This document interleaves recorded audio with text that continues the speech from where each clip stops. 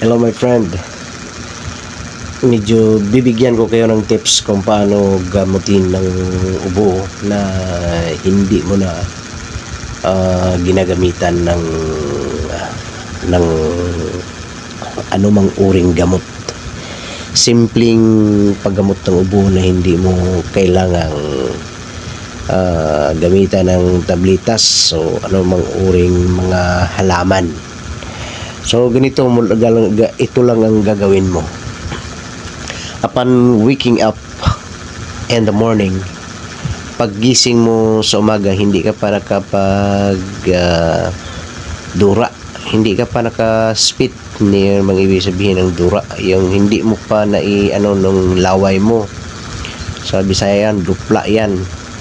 Hindi ka pa nakapag ng laway mo, hindi ka pa nakaspit ng laway mo, o uminom ka ng mainit na tubig. Yun lang kasimple.